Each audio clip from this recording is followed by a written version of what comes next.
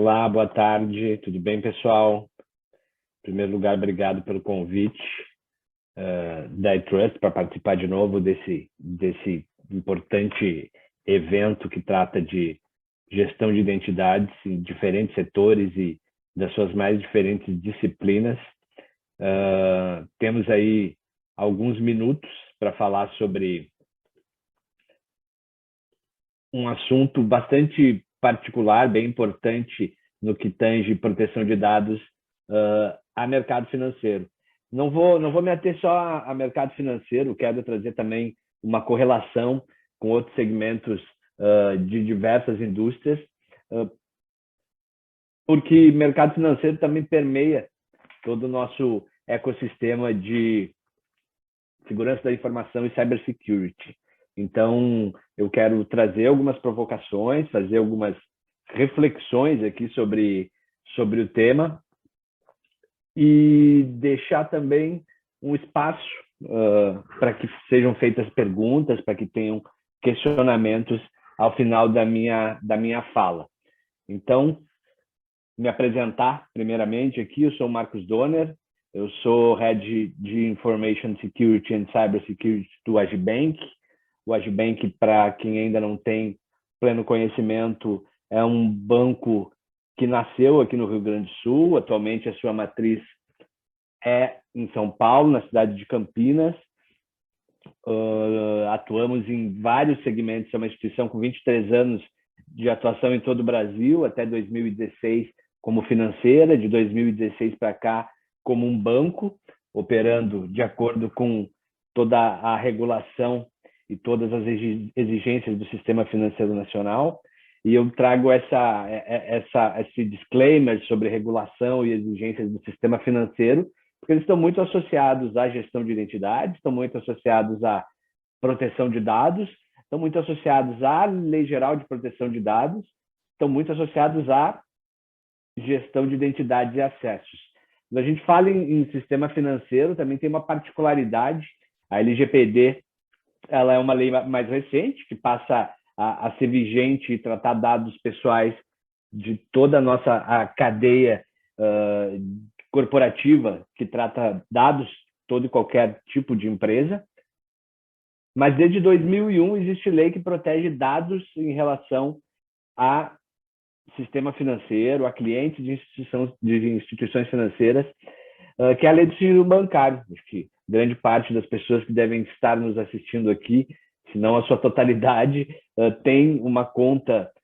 bancária, é uma realidade perene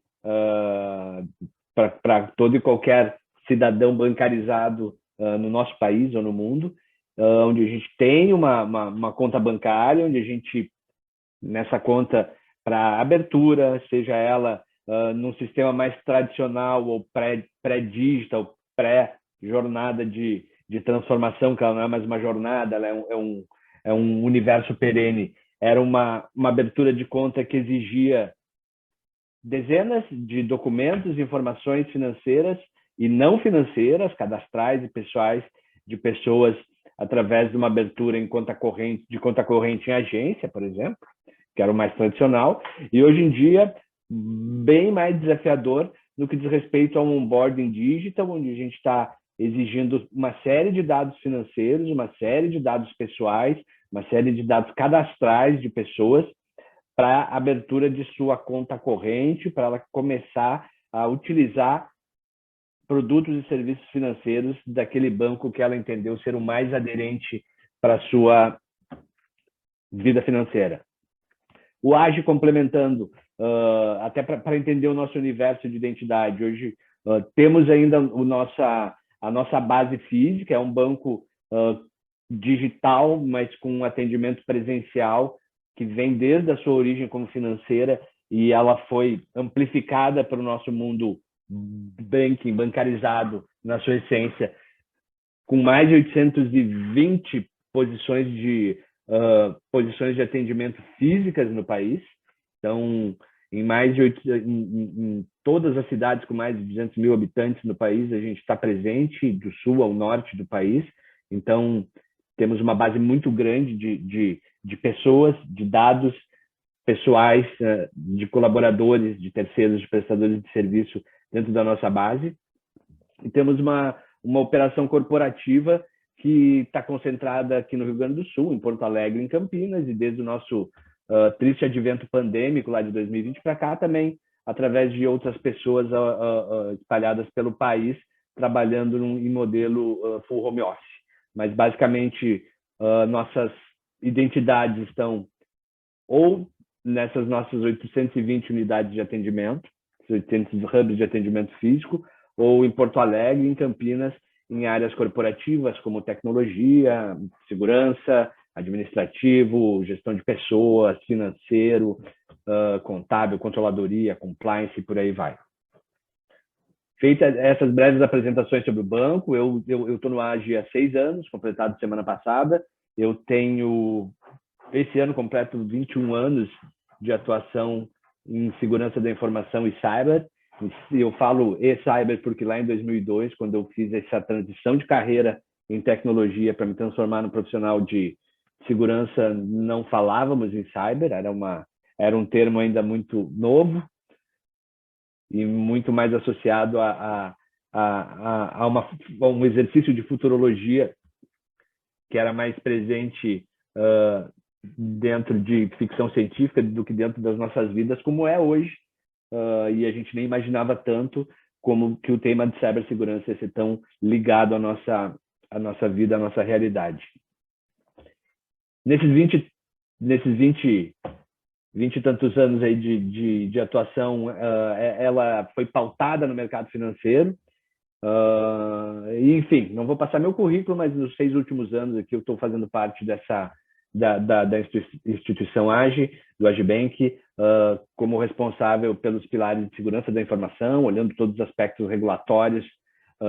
de conformidade, de conscientização, de capacitação de pessoas, clientes e colaboradores, de gestão de identidades, e um pilar, uma torre de atuação mais técnica de cibersegurança, com elementos também de correlação com gestão de identidades, com IAM, mas também muito associados a Security Operations Center, a Cloud Security, a DevSecOps, a desenvolvimento seguro de software, a garantia de segurança em produtos e serviços financeiros. E quando eu falo em garantia de segurança em produtos e serviços financeiros, eu quero associar essa minha fala diretamente com um dos primeiros pilares aqui que eu trago dentro desses 3 grandes desafios de proteção de dados no mercado financeiro, que fazem parte da nossa agenda. São 3 grandes pilares mesmo, são 3 grandes tópicos que eu vou abordar, não temos mais slides sobre isso, e que tem uma relação íntima e que deve ser permanentemente correlacionada no que diz respeito à atuação de heads de segurança, de diretores de segurança da informação e cybersecurity, de gestores executivos, de coordenadores, de líderes, depende do tamanho, do porte da empresa e a necessidade e exigência da representatividade da posição. Mas vamos lá, independente de ser uma liderança técnica ou uma diretoria executiva, eu quero trazer um pouco o olhar nesse meu primeiro tópico, que traz o primeiro grande desafio sobre proteção de dados no segmento financeiro, a correlação entre líderes de segurança da informação e líderes de proteção de dados, líderes de privacidade. E aqui eu também gostaria de descaracterizar qualquer tipo de relação mais íntima com decisões que foram tomadas em empresas de diferentes segmentos. Eu quero trazer a nossa visão de segmento financeiro, mas principalmente que vocês tenham capacidade de refletir sobre essas 2 grandes figuras, CISOs e DPOs, dentro da realidade que precisamos pensar no que diz respeito à segurança da informação, proteção e privacidade de dados. O primeiro ponto que eu trago nessa reflexão diz respeito à capacidade de capital financeiro, capital humano, capital tecnológico que cada organização, de acordo com o seu nível de penetração de mercado, de acordo com o seu tipo de produto e serviço, de acordo com a sua complexidade de digitalização, dependência de digitalização, vai precisar entender e vai precisar atuar e vai precisar definir a sua estrutura, a sua arquitetura de gestão de segurança de informação e cyber e de gestão de privacidade e proteção de dados. A gente tem que sempre pensar, a gente tem que trazer à luz a particularidade de cada uma dessas frentes, de cada uma dessas necessidades de atuação, a correlação que elas têm em relação à proteção da organização em todos os seus aspectos, no que diz respeito à conformidade, no que diz respeito à preservação de imagem, continuidade de negócios e principalmente prevenção de perdas. Quando a gente fala em conformidade, a gente está falando e abordando muito aspectos de privacidade e proteção, por causa da LGPD principalmente, mas a gente fala também muito no que diz respeito a gente aborda muito no que diz respeito a eventos e incidentes cibernéticos. Então, há uma separação muito grande e que ela tem que ser levada de uma forma mais próxima no que tange incidentes cibernéticos e no que tange incidentes de proteção ou privacidade de dados. A gente teve um ganho potencial na palestra anterior, a gente estava vendo alguns exemplos até, que ele foi maximizado pós-2020, não coincidência de período de crise de saúde, de crise sanitária, que foi a pandemia devido ao vírus do Covid, e uma crise sanitária, uma crise de saúde, ela consequentemente traz uma crise financeira. Então a gente teve uma evolução, uma rampagem muito grande de ataques cibernéticos orientados a sequestro de dados, a vazamento de informações corporativas de grandes instituições no Brasil e no mundo inteiro. E quando a gente olha para esse tipo de incidente, a gente tem que pensar sempre, a gente tem que abordar a nossa arquitetura de segurança, a nossa estrutura de proteção como áreas co-irmãs, áreas que são complementares, são diferentes e complementares. E eu sempre trouxe esse desafio para dentro da nossa agenda de cybersecurity, information security e privacidade e proteção de dados, olhando para um prisma de possíveis conflitos de interesses, de compartilhamento de responsabilidades e principalmente no que diz respeito à representatividade que cada uma dessas disciplinas tem que ter dentro da nossa organização. Sem particularizar e sem trazer a visão de que determinado tipo de decisão, vocês podem procurar, buscar isso em sites de relações com investidores, por exemplo, de toda e qualquer organização, principalmente financeira do país, ou até não financeira, procurar e entender como funcionam essas estruturas. A minha batalha, digamos assim, a minha perspectiva de olhar como uma estrutura organizacional, uma arquitetura corporativa como um instrumento de capacidade de execução da nossa estratégia, e a estratégia, quando se fala em cyber e privacidade, proteção de dados, ela é basicamente prevenir perdas, ela é basicamente prevenir riscos de imagem, ela é garantir sustentabilidade de negócio, continuidade e perenidade das nossas organizações. Então, o grande desafio em relação a essas duas disciplinas, ele foi muito orientado na minha vida em mercado financeiro, desde que a LGPD existe, desde que a Lei Geral de Proteção de Dados veio para dar mais força no que diz respeito àquilo que a gente atuava em lei do sigilo bancário, a lei complementar 105 lá do ano 2001, uma lei bem mais antiga, mais de 20 anos, foi dar representatividade igualitária, mas também sem interferências e sim com bastante isonomia das duas disciplinas. Por quê? Porque o entendimento que eu sempre tive ao dar o olhar de segurança de informações, a dar o olhar de proteção da minha corporação no que diz respeito à privacidade, no que diz respeito à segurança, foi garantir que ambas tivessem o mesmo nível de representação. E quando a gente fala no mesmo nível de representação, desde o início eu vi inúmeras organizações Até por isso que eu não quero particularizar e eu não quero indiscriminadamente criticar quem tomou esse tipo de decisão, porque muitas vezes, assim como eu falei que um organograma, uma estrutura, uma arquitetura organizacional, ela é um instrumento de capacidade para a empresa ter a execução da sua estratégia, aspectos financeiros de capacidade de atração, de retenção ou de criação de novas estruturas também são. Enfim, tudo muito passa pela nossa capacidade de finanças. Mas a partir do momento que a gente entendeu que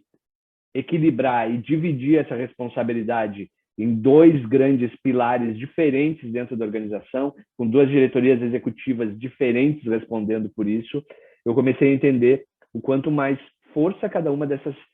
disciplinas ganhou dentro da nossa estrutura. Por quê? Porque segurança da informação e privacidade, elas têm uma linha tão tênue em relação à particularidade de cada uma, que a tendência natural, desde o início, foi que a posição de DPO, a posição legal, a responsabilidade estatutária sobre privacidade de dados acabasse sendo atribuída a executivos, a líderes de segurança da informação. No meu caso, aonde eu estava, ou estou, ou até onde eu estarei enquanto executivo de cibersegurança e segurança da informação, isso era só mais uma atribuição que, aos olhos de um grande grupo organizacional, acho que eu não citei ali na apresentação do AGE, hoje somos 4.000 pessoas, 4.200 colaboradores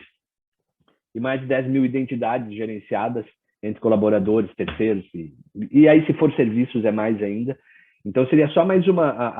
a disciplina de privacidade atribuída a um CISO, no nosso caso aqui, a um head de segurança, a um gerente executivo, a um coordenador, um líder, um líder técnico, sempre sempre tive a dinâmica de enxergar ela como mais uma responsabilidade de proteção atribuída para uma figura que já existe, para uma estrutura que já existe e que não tem o nível de maturidade no Brasil ainda, nas organizações, nem nos grandes bancos, nem nos médios bancos, nem nas grandes indústrias, pequenas ou médias indústrias, nem nas grandes, pequenas ou médias empresas de varejo, nem nas grandes, pequenas ou médias empresas de tecnologia. A gente não tem o nível de maturidade adequado. Exemplos, a gente teve alguns na palestra anterior. A gente teve uma série de eventos que foram bastante danosos para a imagem e para a engenharia financeira de empresas muito próximas nossas aqui no Brasil, e atribuindo a responsabilidade de DPO para essas estruturas, muito pareceu, ou muito poderia parecer, mais uma responsabilidade de controle que ia ser agregada a uma estrutura que já existe e que carece de evolução de maturidade constante. Então, esse foi um grande dilema de quais organizações que puderam separar essas duas grandes estruturas, ou pequenas, ou enfim, pode ser que em determinadas organizações de menor porte, uma única pessoa, um pequeno time de poucas pessoas respondam por cada uma dessas estruturas. Mas o nosso entendimento, o meu entendimento como um gestor, como um executivo de segurança da informação e cyber, sempre foi que, segregando essas responsabilidades, a gente ia ter mais força, mais representatividade e não só mais atribuição de uma responsabilidade de controle, que agora é privacidade de dados, a uma estrutura de segurança da informação que carece assim como privacidade, né, carece de exigência de maturidade perene, porque o cenário de ameaças, principalmente desde que a gente vive um mundo cada vez mais digital, vamos olhar aí para o mundo de apps e smartphones, se potencializou muito no que diz respeito à superfície de ataque, como eu falei, e sim a capacidade de criminosos subtraírem dados de pessoas ou subtraírem dados de serviços e tecnologias. Então, esse foi o primeiro tópico que eu trago como muito importante no que diz respeito à equalização entre segurança da informação, privacidade de dados e a responsabilidade e a segregação dessas responsabilidades dentro de estruturas, mas uma segregação que tem que ter uma relação muito íntima, muito próxima e uma atuação a quatro mãos. Dito isso, vamos para o que eu trago como um segundo grande desafio, que diz respeito a mapeamento de dados, a identificação de dados, e algo que a gente fala e que a gente atua e que a gente tenta amadurecer e que muitas vezes parece ser quase utópico quando a gente fala em privacidade por design, quando a gente fala, assim como quando a gente sempre como a gente sempre atuou e buscou uma atuação no que diz respeito a cibersegurança, segurança da informação por design, para produtos, serviços, sejam eles de front-end ou de back-end, nascerem já com os padrões de segurança adequados, o quanto isso é desafiador. Então, quais ferramentas, quais mecanismos, quais tecnologias que eu não posso abrir mão quando eu falo de mapeamento de dados, quando eu falo em desenvolvimento de uma cultura organizacional orientada a desenho, a concepção de produtos e serviços orientados também à privacidade ou à segurança da informação, ou melhor do que tudo, à segurança de dados, né? Esse grande conjunto. Então, tínhamos um modelo de trabalho, há alguns anos atrás, muito mais orientado à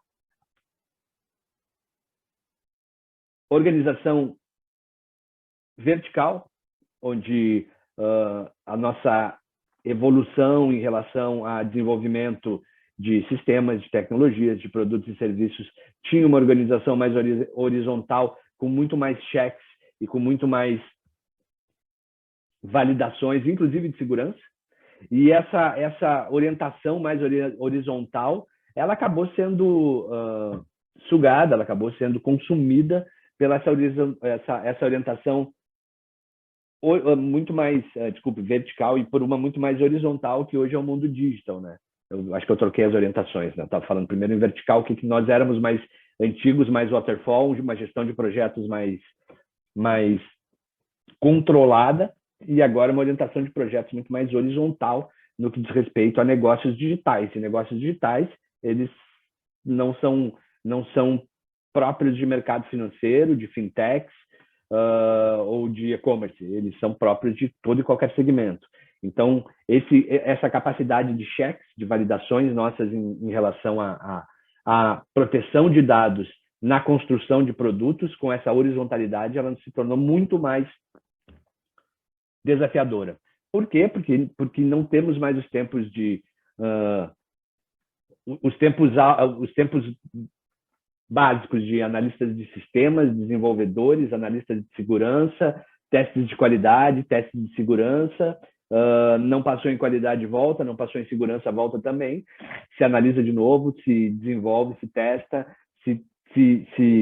observa se vai ter tração de produto. Essa cultura de startup, que não é só fintech, né? Startup é uma cultura que se baseia muito em agilidade e que hoje faz parte da vida de todos nós, ela tem muita orientação em relação à agilidade. E a agilidade nos trouxe menor capacidade de checagem, menor capacidade de validação. Hoje a gente é muito mais dependente de automação, de acompanhamento de deploys automatizados que não são de segurança, que são deploys automatizados de serviço, de produto, de desenvolvimento. E para isso a gente precisa ter, sim, uma capacidade, uma organização, um planejamento e uma arquitetura técnica de segurança que conte com ferramentas como Data Loss Prevention, que hoje em dia é algo que é vital para capacidade de proteger dados da empresa, para que a gente tenha também, a gente tem que contar também com tecnologias como o CASB, que está nos apoiando não em recursos mais físicos, mas em recursos em nuvem, do que diz respeito à prevenção de vazamento de dados. São tecnologias que se complementam e estão constantemente acompanhando essa nossa jornada de mapeamento de dados e de privacidade por design, de segurança por design, de proteção de dados por design. Então, vem todo um cascateamento de inventário de ativos, que hoje ainda é desafiador para muita gente, por isso que eu falo em maturidade de segurança e maturidade de privacidade. não misturar essas coisas para que cada uma consiga continuar evoluindo com a importância que cada uma tem. Inventário de ativos é um exemplo claro disso. São poucas as empresas que a gente vê essa disciplina de inventário madura, e exigências que cada vez mais fazem parte da vida, que é garantir segurança de dados em repouso, de bases de dados e de ciclo de vida de dados dentro das nossas organizações, em bases, em sistemas, em tecnologias on-premises, em tecnologias cloud, multi-cloud e por aí vai. Então, esse é o segundo desafio, esse é o segundo ponto, segundo aspecto que eu trago como extremamente relevante no que diz respeito à proteção de dados, à segurança em segmentos financeiros. Mas eu não estou falando novidade nenhuma aqui no que diz respeito a uma visibilidade para outros segmentos da indústria. E, por fim, mas não menos importante, eu deixei por fim porque tem a correlação direta e a intimidade com o nosso Summit deste ano, assim como os outros, que diz respeito à gestão de identidades e acessos. Tem que estar claro, sempre tem que estar, em todos os eventos que eu participo, e não só quando eu estou falando sobre gestão de identidades e acessos, eu posso estar falando em SOC, eu posso estar falando em Cloud Security, em desenvolvimento seguro de software, em Endpoint Security, em perímetro, em governança, em políticas, normas, em capacitação de usuários, colaboradores, órgãos, o que quer que seja. Mas sempre a gente tem que trazer gestão de identidades e acessos como aquela disciplina que nos traz o primeiro contato das pessoas com segurança dentro das nossas organizações ou dentro dos produtos que essas nossas organizações provêm, sejam eles internamente, respeito ao nosso back-office, né, ao nosso back-end, tudo aquilo que a gente faz dentro de casa, no meu caso, meu core bancário, sistemas satélites, o RP que conecta com esse core bancário, sistemas de controladoria, sistemas de folha de pagamento. Então, eu tendo esse ciclo de identidades controlado, de preferência automatizado, eu consigo trabalhar, sim, em melhoria contínua. Eu quero que o meu ciclo de gestão de acessos, que é o primeiro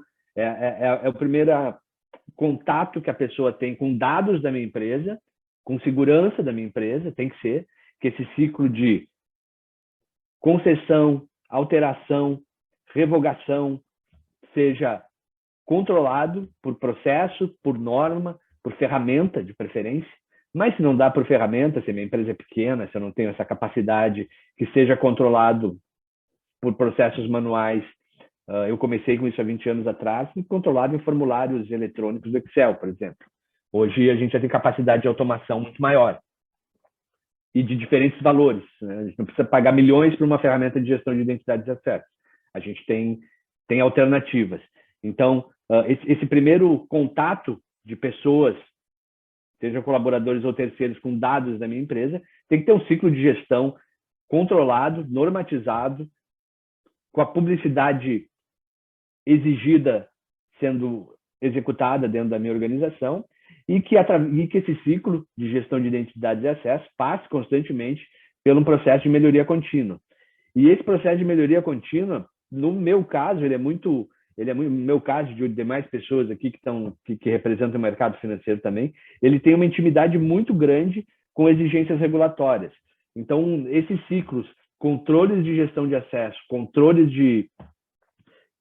identidades, eles são, até hoje, isso que a lei de sigilo bancário vem lá de 2001, a LGPD de poucos anos atrás, mas gestão de identidades e acessos ele tem uma relevância tão grande que sempre é a disciplina de segurança que mais sofre processos de auditoria, que mais tem olhar de regulador, de Banco Central, de outros reguladores de sistema financeiro, de auditorias internas, de auditorias externas, de áreas de compliance, de áreas de risco. Então, sempre é o olhar mais representativo, porque, sim, é o primeiro contato que as pessoas têm com dados dessas empresas. E quando eu parto de gestão de identidades e acessos como nossa primeira linha de defesa no que diz respeito a dados,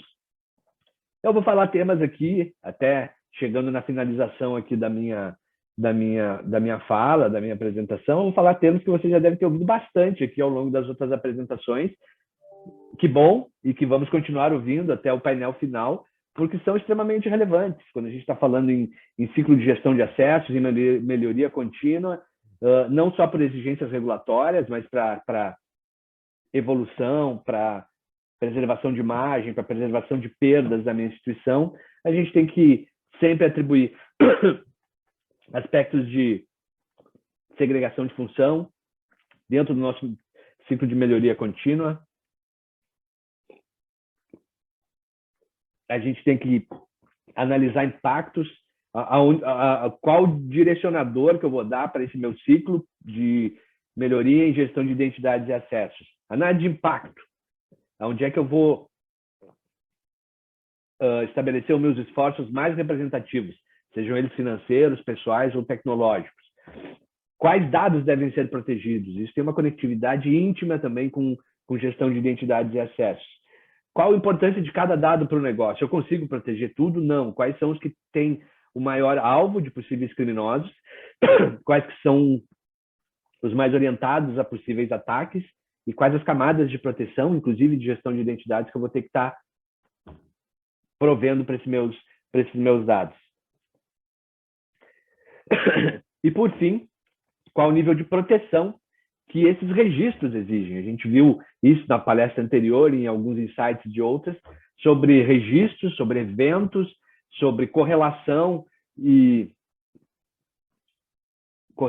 atuação em relação a esses eventos, de identidades e acessos também. Então, eu tenho identidades e acessos de colaboradores, de terceiros, de serviços, de usuários privilegiados, que é a nossa principal dor e principal vetor de ataque no que diz respeito a ransomware, por exemplo, né? Chegar em determinado ambiente, escalar privilégio de um administrador de determinado tipo de ambiente e, a partir daí, fazer um drop de dados e sequestrá-los e cobrar para a empresa pela devolução. E entender que todo esse ciclo de gestão, ele faz parte, sim, todo esse ciclo de gestão de identidades e acessos, ele faz parte, sim, de um dos principais pilares de proteção de dados dentro da nossa organização. Pessoal, esses são os 3 tópicos, essa é a abordagem que eu trouxe para conversar com vocês, um pouco sobre importância de CISO e de DPOs, a correlação entre eles, o nível de integração e por que determinadas decisões vão de encontro à separação em estruturas, mas aproximação em relação à atuação matricial, mapeamento de dados e privacidade por design também como um aspecto importantíssimo de proteção de dados dentro do segmento financeiro. E, por fim, porque gestão de identidades e acessos sempre ganha um destaque especial dentro desse nosso compartilhamento de informações, de melhores práticas no que diz respeito à proteção de dados. Porque gestão de identidades e acessos é o primeiro contato e o contato perene desde a entrada de uma pessoa na minha organização até a saída dela. Segmento financeiro é muito importante, é muito regulado, mas para todo e qualquer segmento também é fundamental a gestão de identidades e acessos ter um carinho especial por profissionais de segurança, de tecnologia, de conformidade, de riscos. Termino a minha fala.